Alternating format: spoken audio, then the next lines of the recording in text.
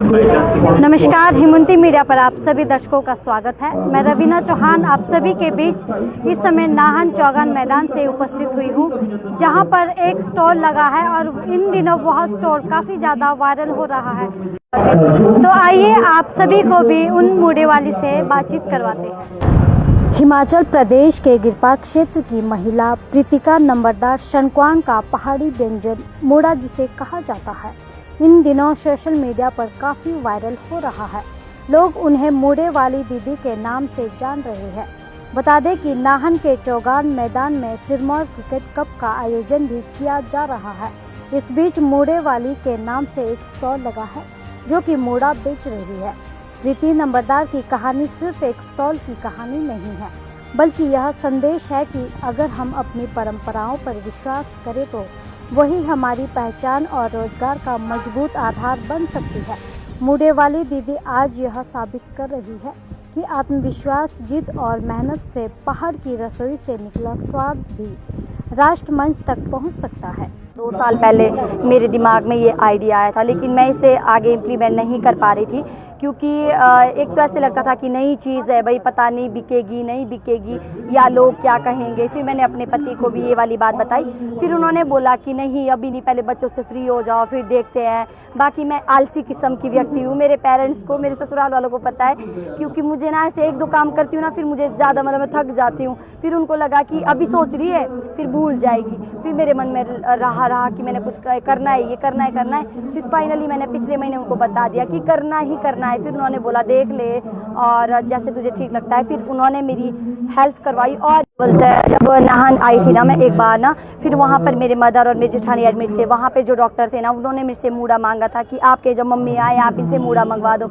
तो ये आइडिया मुझे वहाँ से आया और मुझे ऐसा लग रहा था कि जैसे एक दिन मैं मूंग दाल नमकीन खा रही थी, तो मुझे ऐसा लग रहा था कि दाल से नमकीन बनी है, तो मेरे पास तो मूड़ा है जो मतलब बहुत पौष्टिक भी है।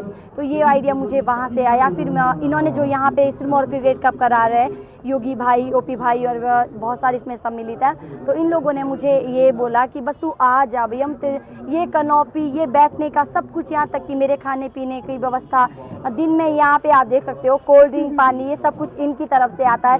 बोलते हैं कि तू टेंशन नहीं ले, नहीं बिकेगा तो मेरे तो घर में काम आएगा, तू बस चिल कर और अपने मूड़े का प्रचार कर।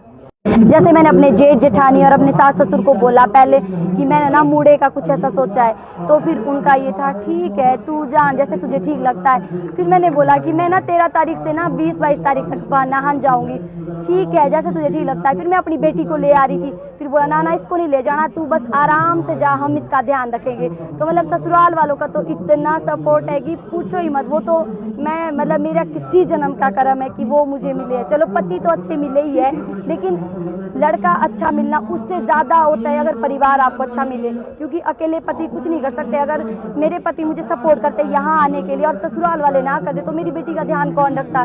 लेकिन आज मैं बेफिक्र होकर यहाँ पे आई हूँ, क्योंकि मेरे बच्चे के पास मुझसे ज़्यादा केयर करने वाले मेरे परिवार वाले हैं, तो इसके लिए भगवान का धन्यवाद बनता है। उन लोगों के लिए तो कईयों के लिए मैं मजाक का विषय हूँ, कईयों के लिए मैं प्राउड वाला विषय हूँ कि कोई ऐसा भी सोच सकता है कि सिर्फ वो आए थे, तो ये था कि मूड़ा भी कभी आ सकता है। और जो मतलब यहाँ के लोकल लोग हैं उनको काफ़ी पसंद आ रहा है। बल्कि एक पुलिस ऑफिसर है यहाँ पर और एक बैंक के भैया आते हैं, एक दूसरे किसी ऑफिस से आते हैं, मैं भूल गई, वो तो 3-4 लोग ऐसे कि परमानेंट, उनका ये कि रोज़ उन्होंने आना ही आना है कि बेटा हमने तेरा मूड़ा ले जाना है।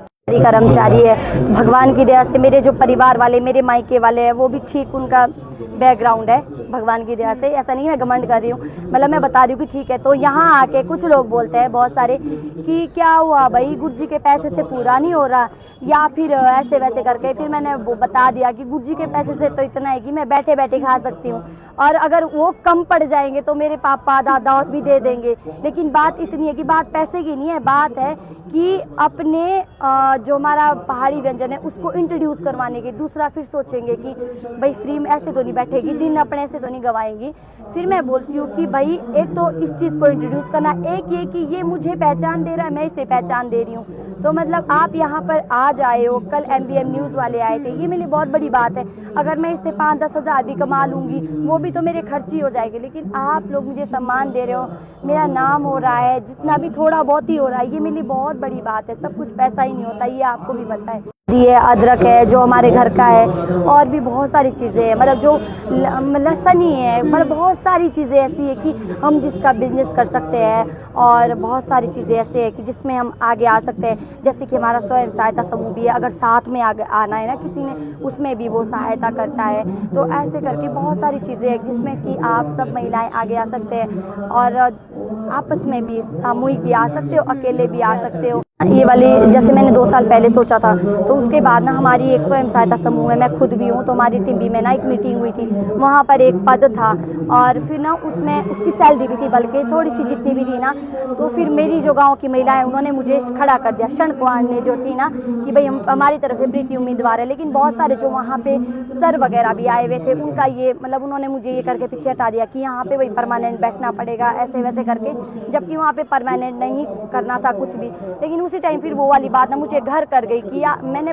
सोचा तो ये था कि स्वयं सहायता समूह से ही मैं आऊँगी, क्योंकि ये सहायता करता है। फिर उसके बाद मैंने ये सोचा कि मैं अपने घर वालों को ही बोलकर ये इसको मैं अपने आप ही ग्राउंड फ्लोर के उतारूंगी, और फिर मैं उनको बताऊंगी कि शायद सर आपने अगर मुझे उस दिन मौका दिया होता ना, तो फिर बात कुछ और होती। मेरे पेरेंट्स, मेरे पति हमेशा कहते थे कि पैसे कमाना बहुत कठिन है। अगर मुझे ना 100 रुपये भी दिया है कभी, या 500 रुपये दिए, मगर इतने का क्या आता है, और दो, मतलब पति को भी और अपने पेरेंट्स को भी हमेशा निंदा ही करती थी कि नहीं इतने पैसे का क्या आता है। जब मैं पहले दिन यहाँ आई ना, और ये मूड़ा नहीं बिक रहा था, यहाँ पे खड़े मैं लोगों को पूछ रही थी कि क्या आप मूड़ा खाओगे, और जब मेरी पहली सेल 20 रुपये हुई ना, वो 20 रुपये मुझे 20,000 नज़र आ रहे थे, और अपने माता पिता की और अपने पति की वैल्यू दिख रही थी कि पैसे कमाना बहुत कठिन है, बहुत कठिन है। और ये वाली बात ना मैं हर पेरेंट्स को बोलना चाहती हूँ, जिनकी मैं भी बेटी हूँ, कि ना हर बच्चों को ना एक बार ना ऐसे प्लेटफॉर्म में उतरना चाहिए, क्योंकि पैसे की वैल्यू पता चल